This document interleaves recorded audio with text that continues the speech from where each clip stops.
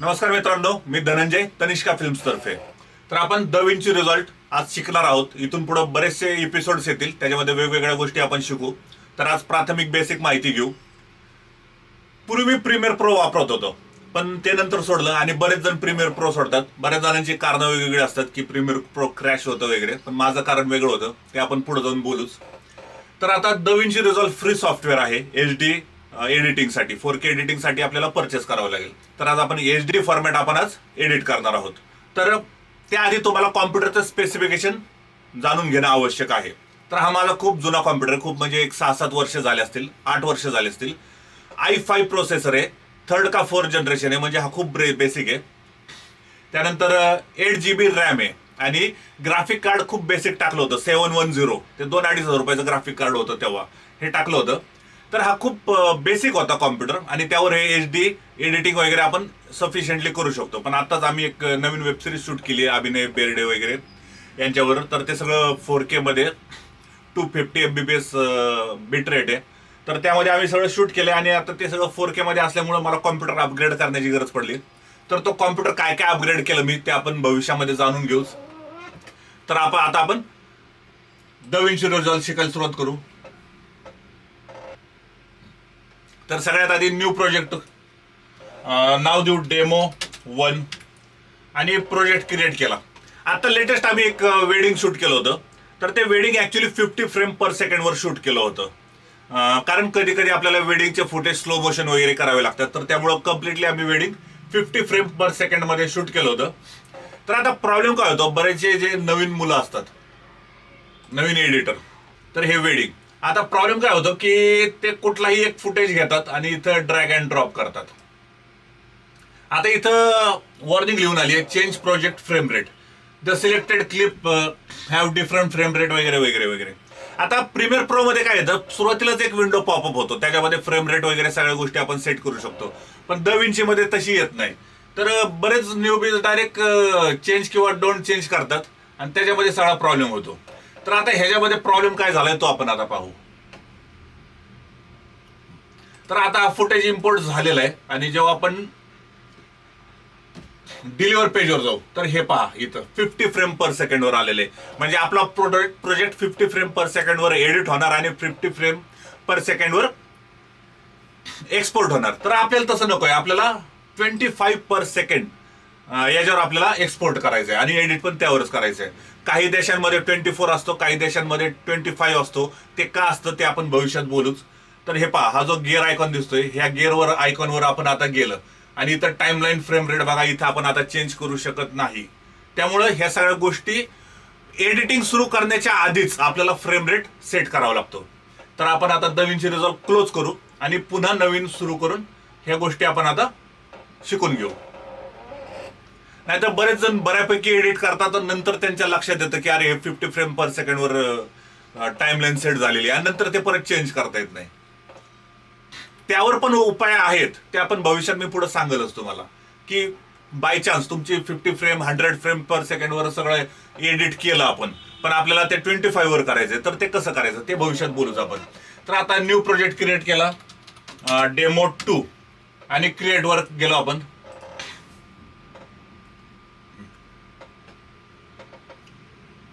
Edit पेजवर आलो. आता इथं हा जो खालचा गिअर आयकॉन दिसतोय त्यावर क्लिक करायचे.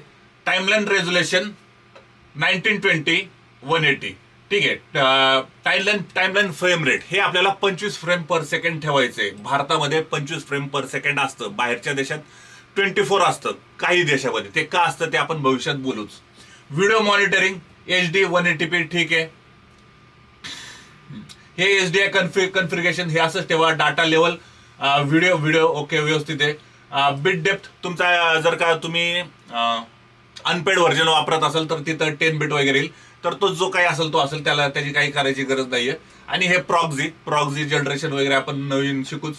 आणि नंतर मग पुढं आपल्याला जे काही प्रॉक्झी कॅचे फाईल्स कुठं आपल्याला सेव्ह करायचे, तर ब्राउज करून आपण इथून ते सेव्ह करू शकता. ते आपण ऍडव्हान्स व्हिडिओमध्ये शिकू. तर आत्ताचा सगळ्यात मेन उद्देश काय, की आपली टाइमलाईन 1920 वर सेट झालेली आहे 180p वर आणि फ्रेम रेट 25 पर सेकंड आहे. तर हे सेव्ह करायचं आणि आता कुठलाही फुटेज आपण इम्पोर्ट करू.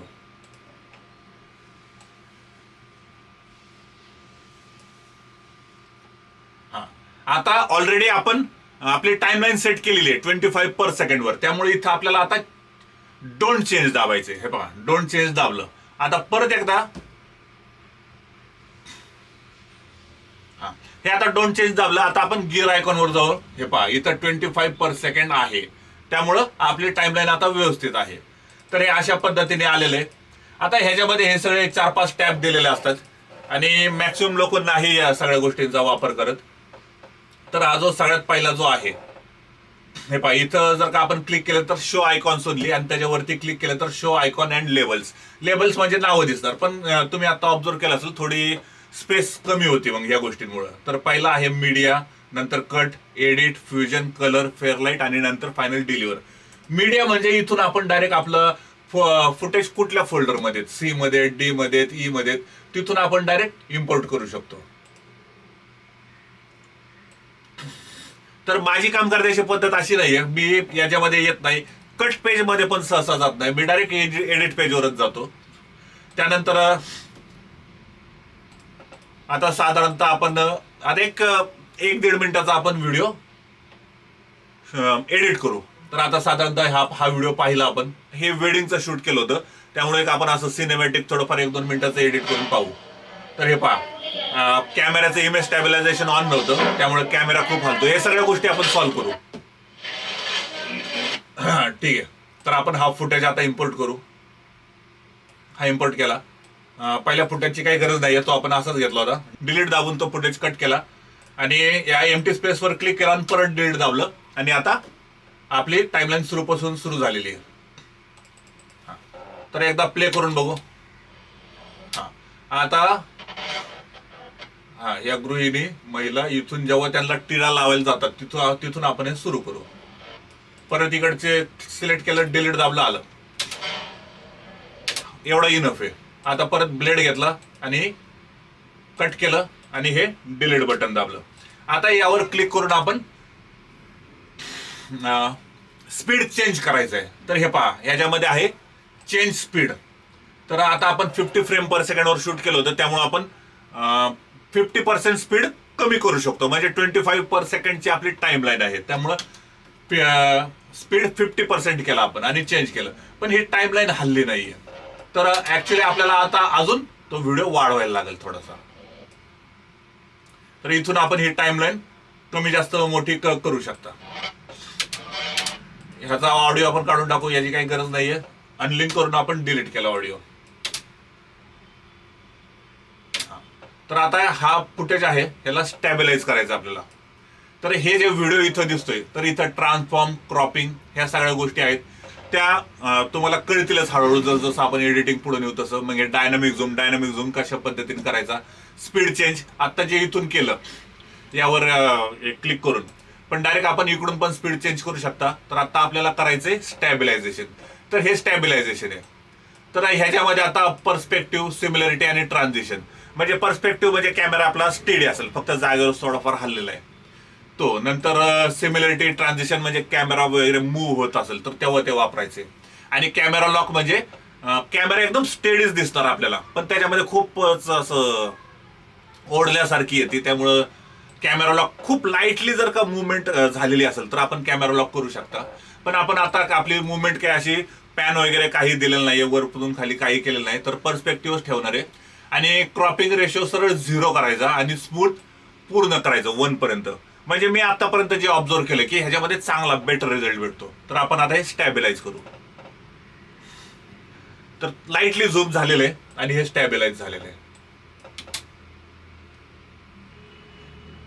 पहा किती सुंदर दिसलं. तर हे झालं. आता आपण नवीन फुटेज घेऊ. हे फक्त मी तुम्हाला रॅन्डमली दाखवतोय की कशा पद्धतीने या गोष्टी सगळ्या वर्क होतात. इथं आपण ठेवलं आणि इथून आपण चेक केलं. हे पहा कॅमेरा किती हलतोय. तर इथून हा एवढा युजेबल फुटेज आहे. इकडे नंतर गेले की खूप कॅमेरा हललेला आहे. तर मग इथून एवढं घेऊ आपण. हे अशा पद्धतीने एवढं कट केलं आणि हे घेतलं.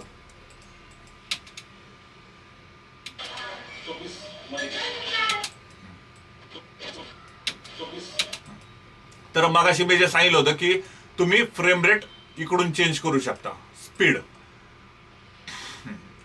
तर ह्याच्यामध्ये पहा, इथून डायरेक्ट आपण स्पीड अशा पद्धतीने चेंज करू शकतो. 76 झाला आणि इथं 50 पर्यंत.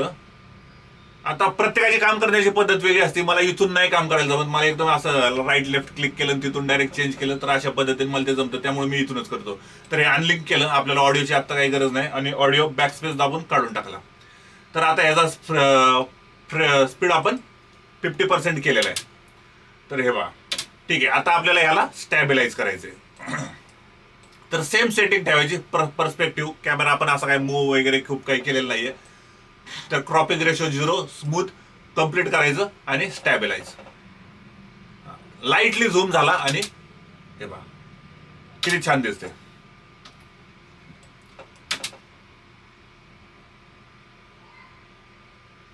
ठीक आहे, अजून आपण एक 3-4 फुटेज घेऊ आणि त्याप्रमाणे पुढे आपण आता बघू.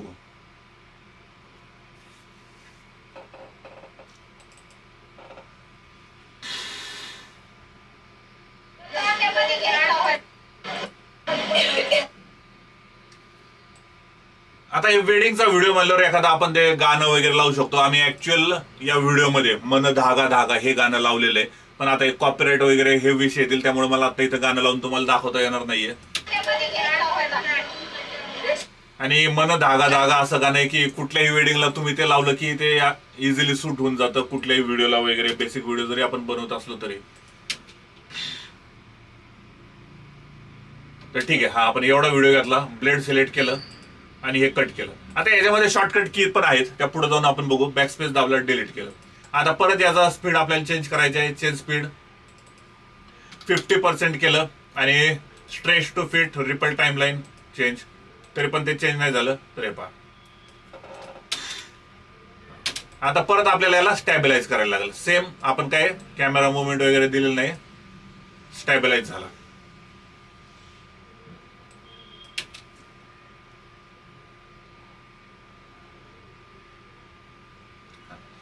तर हे अशा पद्धतीने झालं. आता इकडच्या साईडला जे दिसतंय ते व्हिडिओ ट्रान्झिशन, नंतर audio transition, titles, generator, effect वगैरे खूप काही आहे याच्यामध्ये.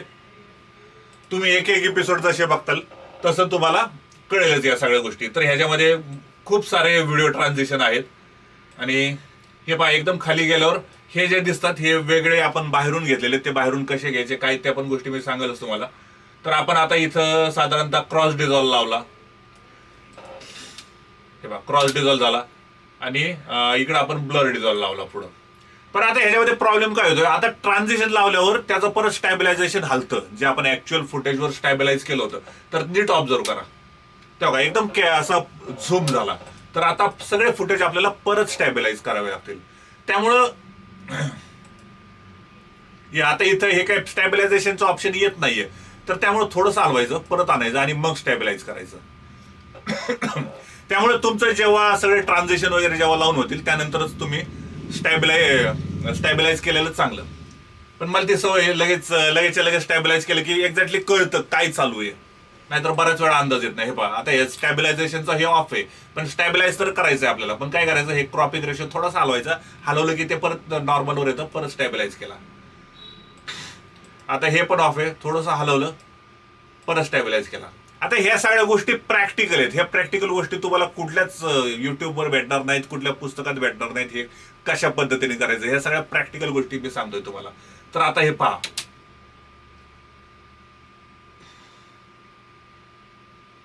ब्लर डिझॉल्व मधून हे आला. तर अशा पद्धतीनेच आपण पुढं फुटेज लावत जाणार आणि एडिट करत राहणार. तर हे बेसिक एडिटिंग आहे, सिम्पल एडिटिंग आहे, तुमच्या लक्षात आलं असेल. अजून भविष्यात खूप डीप मध्ये आपल्याला याच्यामध्ये जावं लागतं. एडिटिंग म्हणजे खूप मोठा टॉपिक आहे. तर अजून मला असं वाटतं 50-100 आपले एपिसोड्स येतील. तर ते सगळे व्हिडिओ पहा, तुम्ही DaVinci Resolve मध्ये मास्टर होताल. उद्या तुम्ही फिल्म पण एडिट करू शकता.